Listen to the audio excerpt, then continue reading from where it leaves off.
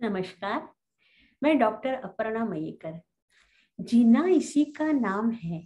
इस शीर्षक के अंतर्गत आज का हमारा विषय है कृष्ण लीला।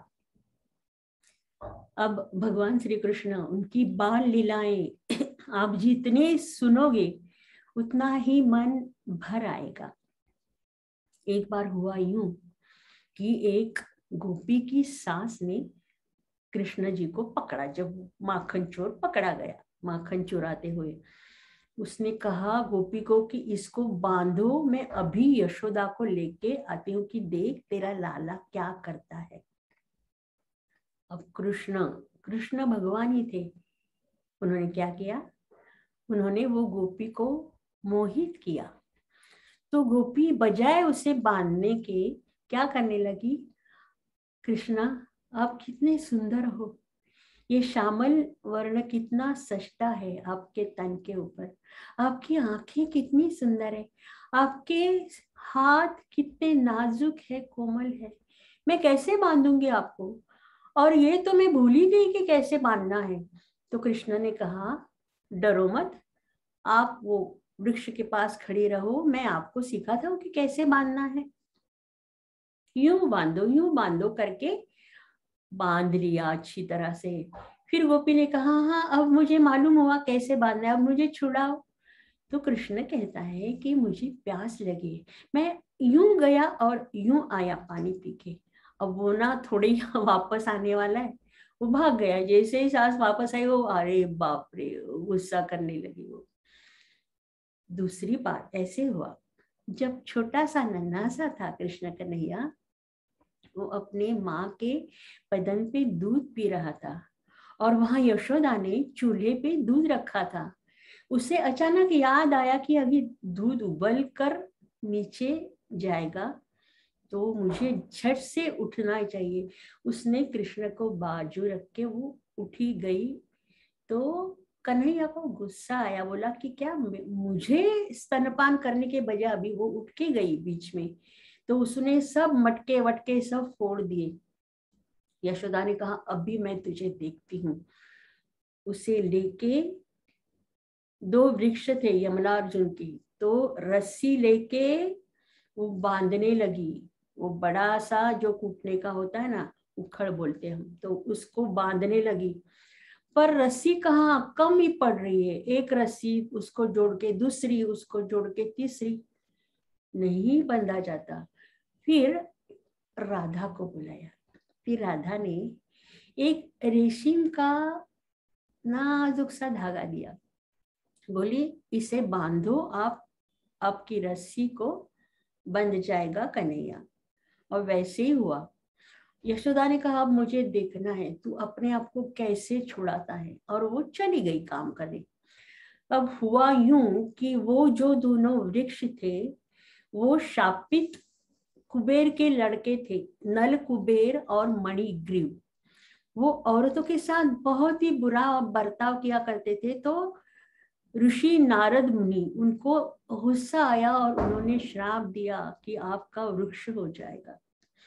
अब देखो, उनका नसीब अच्छा था कि कृष्ण के हाथों उनका वो शाप निकलने वाला था।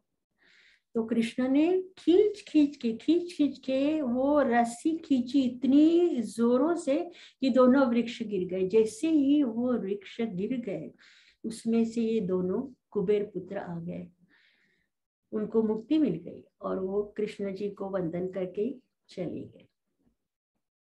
अब ब्रिजवासी लोगों का एक ये रिचुअल था कि वो साल में एक बार इंद्र, जो देवों का राजा कहलाता है, इंद्र की पूजा करते थे। तो कृष्ण ने कहा कि इंद्र की पूजा करने की क्या जरूरत है, ये गोवर्धन पर्वत जो है वो हमें सब कुछ देता है और वो विष्णु स्वरूप है, तो हम उसकी पूजा करेंगे। तो सब ब्रिजवासियों ने बड़े आनंद से अच्छी तरह से पूजा की, भोग चढ़ाया। और ये सब देख के इंद्रदेव को तो गुस्सा आना ही था। उसने कहा, कौन ये छोरा है, मुझे ललकार रहा है, मैं देखूंगा इसे। उसने क्या किया कि सबसे बड़ा बादल जो था, संवर्धक, उसे आज्ञा दी कि जाओ और इतनी बारिश गिराओ ना कि बस सब लोग डूबने चाहिए।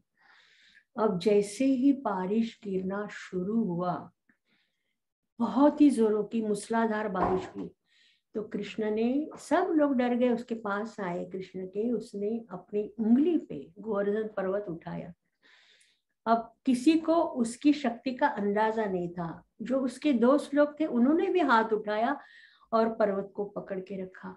उन्हें लगा कि ये हम सब मिलके संभाल रहे इस पर्वत को, पर थोड़ी देर में उनके हाथ थक गए। सब लोगों ने हाथ निकाले, अकेला कृष्ण अपनी उंगली के ऊपर वो पकड़ के बैठा था। 7 दिन तक मूसलाधार बारिश हुई, प्रलय हुआ, लोग डर गए। कृष्ण ने कहा कुछ नहीं होगा, आप मेरे साथ रहो। आखिरकार 7वें दिन इंद्र ने सोचा जाने दो, अभी ये तो कुछ मुझसे होने वाला नहीं। 7वें दिन बारिश थम गई और कृष्ण ने अपने सुदर्शन चक्र से सब पूरा पानी निकाल दिया। सब लोग बहुत खुश हुए, त्योहार मनाया, नाच किया, और इंद्र अपने ऐरावत पे बैठ के आया और कृष्ण की क्षमा मांगी, हे कि प्रभु मुझे माफ कर दो। अब कालिया मर्दन का तो आपको मालूम है, कालिया बहुत एक जहरीला नाग था और वो यमुना नदी में रहता था। तो यमुना नदी, उसका जहर इतना स्ट्रांग था कि वो पानी की जो भाप बनती थी, स्टीम बनती थी, उसको इनहेल करने से लोग बेसुध गिर जाते थे। तो कृष्ण ने सोचा इस कालिया का कुछ करना चाहिए। तो अपने दोस्तों से कहा कि हम खेलते हैं कि बॉल फेंकेंगे, हम जो भी फेंकेगा बॉल जहां कहीं भी जाएगा उठा के लाना है।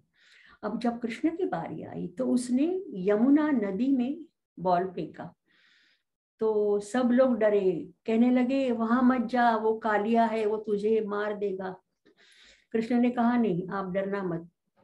वो कूद गया यमुना में और जोरों से वो पानी हिलाने लगा। अब कालिया तो सोया था, उसको गुस्सा आ गया, कौन आ गया है, और कालिया ने कृष्ण को कस के पकड़ा। पर वो कृष्ण थोड़ी ना मानने वाला था। वो बड़ा होता गया, होता गया, होता गया, और कालिया को मारता रहा। सब खून आने लगा, खून से लथपथ होने लगा।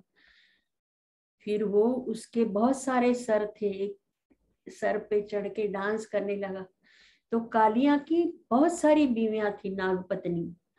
तो वो कहने लगी, हे कृष्ण भगवान, गए जन्म में हमारा पति एक दुष्ट आत्मा था, इसलिए वो अब जाके नाग बन गया। लेकिन हम आपसे कहते कि आप प्लीज उन्हें छोड़ दो, उन्हें मुक्ति मिल जाएगी। कृष्ण ने कहा कि एक शर्त है मेरी, कि वो इस एरिया में उसे नहीं रहना चाहिए, हमेशा के लिए आप लोग ये छोड़ के चले जाओ। तो आखिरकार कालिया मान गया और फिर कृष्ण भगवान के दर्शन करके वो चला गया। तो ऐसे तो कितनी सारी बातें हैं, कितनी सारी बातें, पर सुनने में मजा आता है ना। अब आज का विषय यहीं पे खत्म हुआ। अगली बार हम मिलते हैं नया सब्जेक्ट लेके, तब तक के लिए अलविदा।